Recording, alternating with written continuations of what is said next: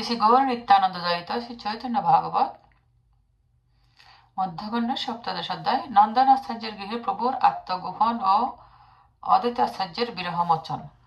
প্রভু বলে, শোনো নিত্যানন্দ হরিদাস, কারস্থানে কর এ পাছে আমার প্রকাশ। আমা না দেখিলা বলি করিবা বচন, আমার আজ্ঞায়ে কহিবা কথন। মই আজি সঙ্গোপে থাকিব বেঠাই, কারে পাছে কহ যদি মোর দোষ নাই। এই বলি প্রভু নন্দনের ঘরে যায়, এই দুই সঙ্গ কইল প্রভুর আজ্ঞায়। ভক্ত সব না পাইয়া প্রভুর উদ্দেশ্য, দুঃখময় হইল সবে শ্রীকৃষ্ণ আবেশ। পরম বিরহ সবে করে না ক্রন্দন, কেহ কিছু না বলে পরে সর্বমন।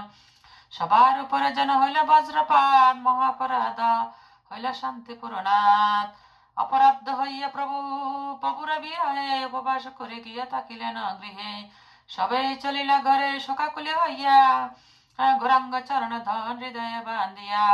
ঠাকুর আইলা নন্দন আচার্যের ঘরে, বসিয়া আসিয়া বিষ্ণু কট্টর উপরে। নন্দন দেখিয়া গৃহে পরম মঙ্গল, দণ্ডবত হইয়া পড়িলা ভূমি তল। সত্তর দিলেন আনি নতুন বসন, তিতা বস্ত্র হইলেন শ্রী শশী নন্দন। প্রসাদ চন্দন মাল্য দিব্য অর্ঘ গন্ধ, চন্দনে ভূষিত কইল প্রভুর শ্রী অঙ্গ। কর্পূর তাম্বুল আনি দিলেন শ্রীমুখে, ভক্তের পদার্থ প্রভু খাই নিজ সুখে।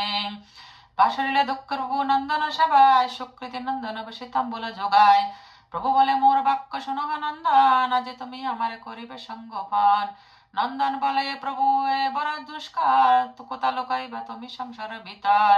হৃদয়ে তাকিয়া না পারিলা লুকাইতে, বিদিত করিলা তোমা ভক্ত তথা হইতে।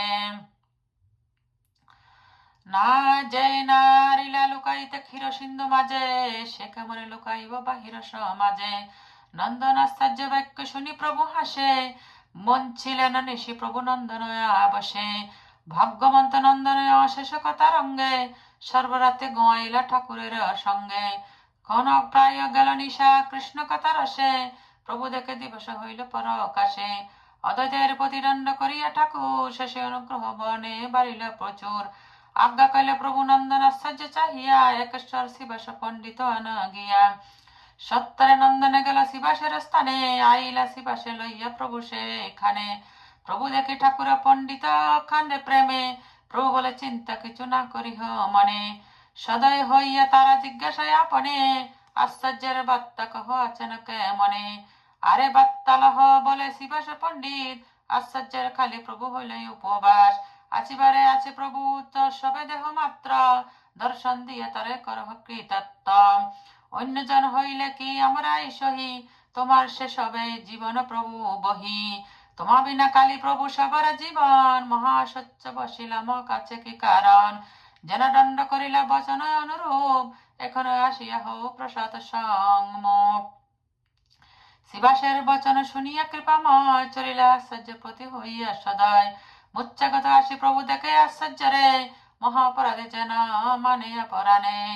প্রসাদে হইয়া মত্ত ভুলে অহংকারে, পাইয়া প্রভুর দণ্ড কম্প দেহ ভারে। দেখিয়া সদয়ে প্রভু বলাই উত্তর, উঠা আশ্চর্য হেরো আমি বিশ্বম্বর।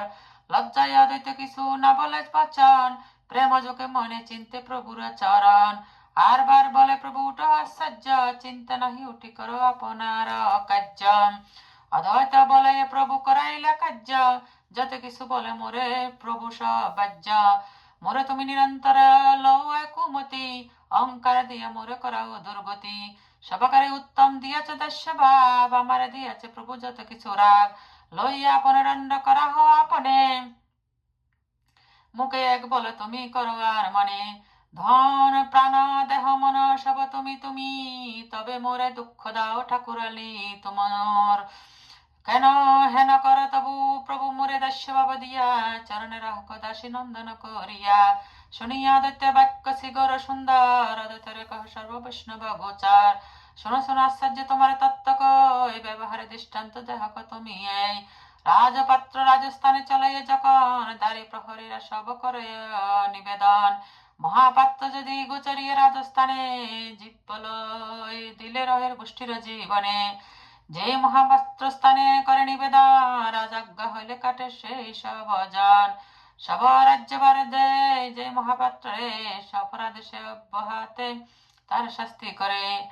এই মতে কৃষ্ণ মহারাজ রাজেশ্বর কর্তা হত্যা ব্রহ্মা শিব যাহার কিঙ্কর সৃষ্টি আদি করিতেও দিয়াছেন শক্তি শাস্তি করিলেও না করে বিধি রুক্তি রমাদি বাবাদিও কৃষ্ণ দণ্ড পায় প্রভু সেব করে দোষ কমে সদায় অপরাধ দেখি কৃষ্ণ যার শান্তি করে জন্ম জন্মে দাস সেই বলিল তো মানে উঠিয়া কর স্নান করো আরাধন নাহি তোমার চিন্তা কর ভোজন প্রভুর বচন শুনিয়া অদ্বৈত উল্লাস দাসের শুনিয়া দণ্ড হইল বড় হাস এখনে সেই বলি তোর ঠাকুর আলী নাচনে অদ্বৈত রঙ্গে দিয়া কর তালি প্রভুর আশ্বাসে শুনি আনন্দে বিহাবল পাশরিল পূর্ব যত বিরহ সকল সকল বৈষ্ণব হইলে পরময় আনন্দ তখন হাসনে হরিদাস নিত্যানন্দ এসব পরমানন্দ লীলা কথা রসে কেহ কেহ বঞ্চিত হইল দৈব দোষে চৈতন্যের প্রেম পাত্র শ্রী অদ্বৈত রায় সম্পত্তি অল্প হেন বুঝেন মায়ায় শ্রীকৃষ্ণ সেবকের মহিমা অল্প করে না মানিহ দাস হেন নাম অল্প ভাগ্যে দাস নাহি করে ভগবান আগে হয় মুক্তি তবে সর্ববন্ধনাশ তবে সে হইতে পারে শ্রীকৃষ্ণের দাস এই ব্যাখ্যা করে ভাষ্যকারের সমাজে মুক্ত সবলীলা তত্ত্ব কহি কৃষ্ণ ভজে কৃষ্ণের সেবক সব কৃষ্ণ শক্তি ধরে অপরাধী হইল কৃষ্ণ শান্তি শাস্তি করে হেন কৃষ্ণ ভক্ত নামে কোন শিষ্যগণ অল্প হেন জ্ঞানে দ্বন্দ্ব করে অনুক্ষণ সেসব দুষ্কৃতি অতি জানিহ নিশ্চয় যাতে সর্ব বৈষ্ণবের পক্ষ নাহি লয় সর্বপ্রভু গৌরচন্দ্র হে দিদা যার ভক্তি শুদ্ধ নহে সেই দুরাচার গদ্দাব শিগালে তুল্য শিষ্যগণ লইয়া কেহ বলে আমি রঘুনাথ ভব গিয়া সৃষ্টি স্থিতি প্রলয় করিতে শক্তি যার চৈতন্য দাসত্ব বই বড় নহিয়ার অনন্ত ব্রহ্মাণ্ড দ্বারে প্রভু বলরাম হেন প্রভু দাস্য করে কেবাহয়ান